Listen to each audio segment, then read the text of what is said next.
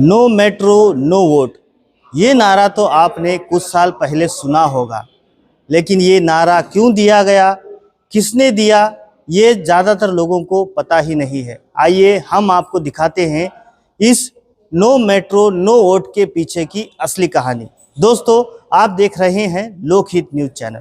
दरअसल आज मीरा भाईंदर शहर में मेट्रो का काम जोर शोर से शुरू हुआ है, लेकिन इस मेट्रो के काम का श्रेय लेने के लिए हर कोई राजनेता आगे आता है और सीना ठोक के खुद को मेट्रो मैन कहलाता है। लेकिन क्या ये आप जानते हैं कि ये मेट्रो लाने का श्रेय आखिर किसका है? जी हाँ, मीरा भाईंदर शहर के कुछ सामाजिक संस्था और कुछ नागरिकों ने एक मंच पर आकर नागरिक अधिकार मंच नामक एक संस्था की स्थापना की और इस मंच के माध्यम से मीरा भाईंदर शहर में मेट्रो लाने के लिए एक अभियान चलाया, आंदोलन किए, हस्ताक्षर अभियान चलाए और उन्होंने मीरा भाईंदर शहर में मेट्रो लाने के लिए हर जगह पर प्रयास किए और आखिरकार उनका यह प्रयास रंग लाया और जो मेट्रो दहिसर तक मंजूर थी वही मेट्रो आखिरकार मीरा भाईंदर शहर के लिए भी मंजूर हुई। लेकिन इस बात का श्रेय लेने के लिए कई राजनेता आगे आए और उन्होंने दावा ठोका कि मेट्रो उनके प्रयासों से आए।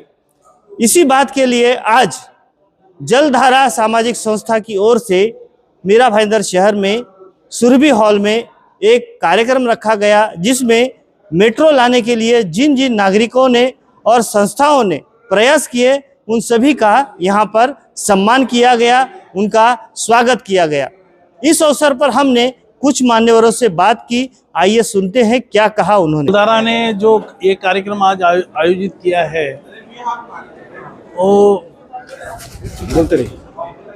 जलधारा ने जो ये कार्यक्रम आयोजित किया है सत्कार का, इसके लिए मैं 15-16 में इधर कमिश्नर बोल के मीरा भाईंदर महानगर पालिका में था।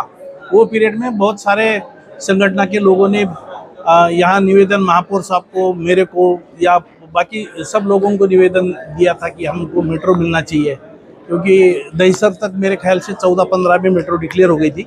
उसके बाद में अपने यहाँ का मीरा भाईंदर के लिए आंदोलन चालू हो गया।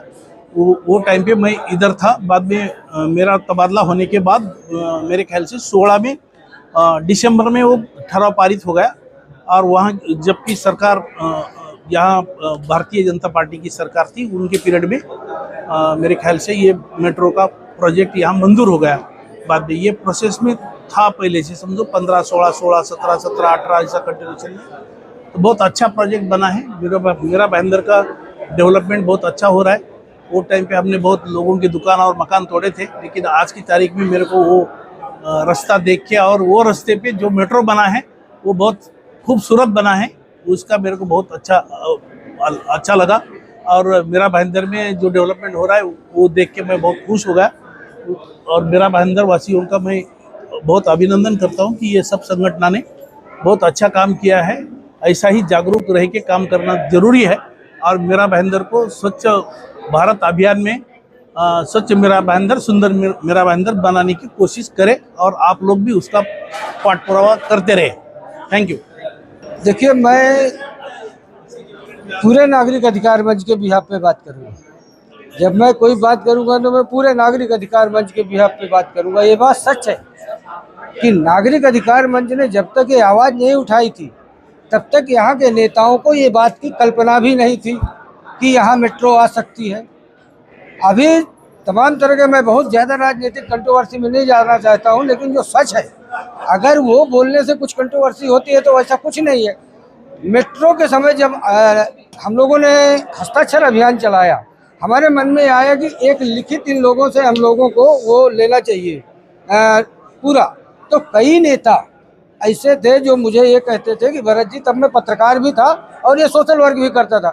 कई नेताओं ने मुझसे कहा कि आप पढ़े लिखे आदमी हो, आप ये कैसे बोल रहे हो कि यहाँ पे मेट्रो आ जाएगी? यहाँ मेट्रो नहीं आ सकता। लेकिन दहिसर तक जब मेट्रो आई तो हम लोगों ने जो पूरा शुरू किया, ए टू जेड शुरू किया, तो उसके वजह से नेताओं में जागरूकता बनी, मेट्रो आई। देखिए, मेट्रो हमारा काम था जगाना। बाद में हम सीमेंट और बोरी और ईंट लेके मेट्रो के स्टेशन बनाने नहीं गए। ये बनाया है सिस्टम ने, ये श्रेय उन सिस्टम को जाता है, उन सरकारों को जाता है। लेकिन कहने का मतलब ये था कि जब दहिसर तक मेट्रो आ चुकी थी तो आखिर हमारी तरफ से नेताओं ने आवाज़ क्यों नहीं उठाई। कई नेताओं से जब हमने कहा तो एक आध नेताओं ने तो तभी कहा, हमारे पास क्लिपिंग भी है, हम चूंकि इसको बहुत कंट्रोवर्शियल नहीं बनाना चाहते थे, चुनाव है, हमें चाहते ही नहीं, तो हमारे निशाने पे कोई राजनीतिक दल नहीं है, क्योंकि हम किसी भी राजनीतिक दल को इस मामले में कोई श्रेय देते ही नहीं, तो हम उनके विषय में इस विषय में बात भी नहीं करते। लेकिन कुल मिला के यही है कि नागरिक अधिकार मंच जो था, नागरिकों के द्वारा बनाया गया, नागरिकों के लिए किया गया एक आंदोलन था।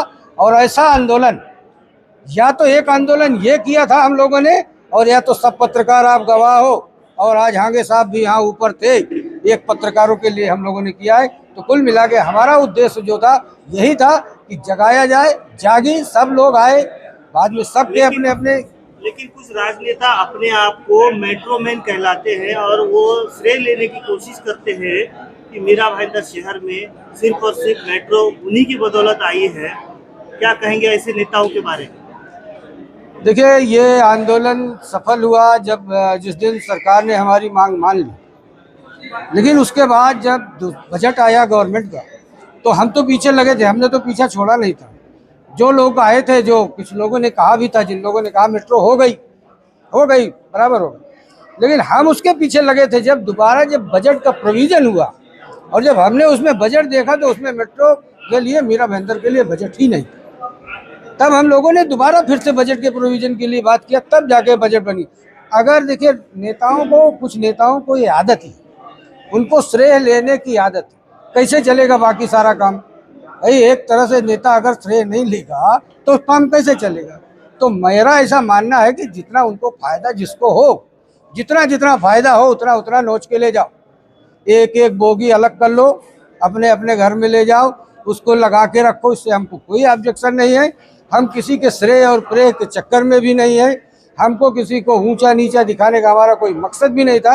हमारा मकसद सिर्फ ये था कि जिन लोगों ने नागरिक अधिकार मंच के लिए काम किया है, जैसे मैंने पहले भी कहा, नागरिकों के लिए, नागरिकों के द्वारा, तो अगर नागरिकों का सम्मान नहीं होगा तो आगे, जैसे आज हमने अभी एक बात कही है कि हम बहुत जल्दी मुहिम चलाएंगे पूरे मीरा भाईंदर में, हर स्कूल के बाहर से ड्रग्स को मिटा के रहेंगे। हम जानते हैं उसमें हमारे गोली भी लग सकती है, हम जानते हैं ड्रग्स माफिया कितने मजबूत है, लेकिन इसके बावजूद अपने शहर के बचपन को बचाने के लिए एक बार नागरिक अधिकार मंच शुरू। नेताओं की सबसे बड़ी जरूरत, सबसे बड़ी कमजोरी होती है वोट।